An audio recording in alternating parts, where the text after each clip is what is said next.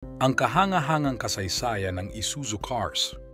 Noong 1916, isang kumpanya sa Japan na kilala bilang Ishikawajima Shipbuilding and Engineering Kopigir, LT, ang nagpasimula sa paggawa ng mga sasakyan. Hindi nila alam na ito ang magiging simula ng isang malaking kumpanya na kilala ngayon bilang Isuzu.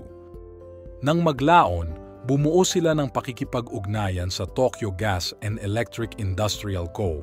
upang lumikha ng mga kotse. Ang unang nilabas nila ay ang A9 car model noong 1918. Ilang taon pagkatapos nito, naging kauna-unahang kumpanya sila na nag-produce ng diesel engine sa Japan.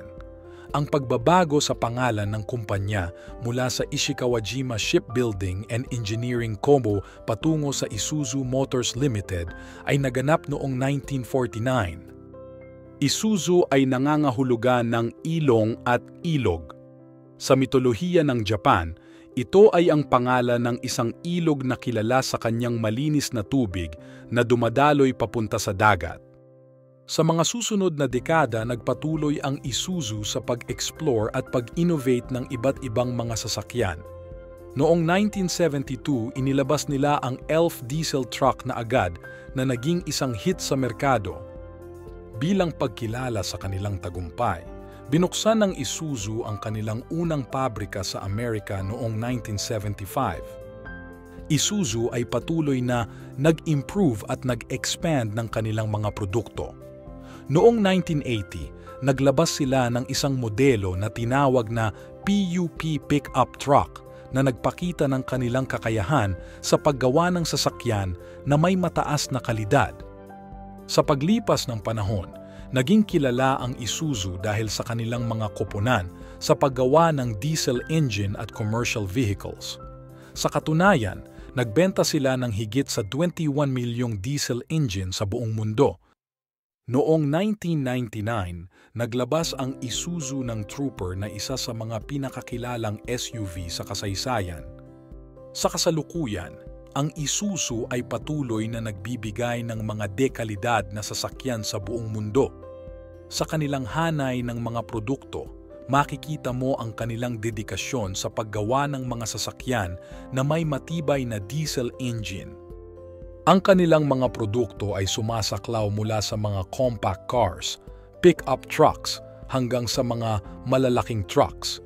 Lahat ng ito ay mayroong common na katangian, ang matibay na diesel engine. Ang Isuzu ay patuloy na nagtatrabaho upang magbigay ng mga sasakyan na may mahusay na performance, kalidad at kapakipakinabang sa mga konsumer. Sila ay naglalagay ng malaking halaga sa kanilang mga produkto at siguraduhin na ito ay nagbibigay ng pinakamahusay na karanasan sa pagmamaneho. Sa huling ilang taon, patuloy ang Isuzu sa pag-improve ng kanilang mga produkto. Ito ay nagbibigay sa kanila ng kakayahang magbigay ng mga dekalidad na sasakyan na may mahusay na performance at kalidad. Isuzu ay hindi lamang nagbibigay ng mga sasakyan na may mataas na kalidad. Nagbibigay din sila ng mga serbisyo na nagpapabuti sa karanasan ng mga customer.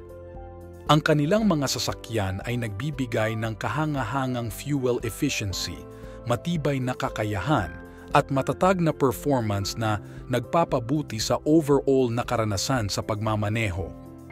Isuzu ay patuloy na naglagay ng malaking halaga sa kanilang mga produkto at ginagawang sigurado na ito ay nagbibigay ng pinakamahusay na karanasan sa pagmamaneho. Bilang patunay sa kanilang dedikasyon sa kalidad, ang Isuzu ay patuloy na nagtatanggap ng mga parangal at pagkilala mula sa iba't ibang mga organisasyon sa industriya. Ang Isuzu ay patuloy na nagtatrabaho upang maabot ang kanilang pangako na bigyan ng kanilang mga customer ng mga sasakyan na may mahusay na performance, kalidad at kapakipakinabang. Habang patuloy ang pag-unlad ng teknolohiya, patuloy din ang Isuzu sa pag-ambag sa industriya ng sasakyan. Sa katunayan, mayroon silang mga plano na maglabas ng mga hybrid at electric vehicles sa hinaharap. Ang kasaysayan ng Isuzu ay puno ng mga tagumpay at paglago. Sa paglipas ng mahigit isang siglo, napatunayan nila ang kanilang kakayahan at dedikasyon sa kalidad. Sa pagtatapos, ang Isuzu ay higit pa sa isang brand ng sasakyan. Ito ay isang simbolo ng matibay na relihiyon, hindi matitinag na kalidad at patuloy na inobasyon.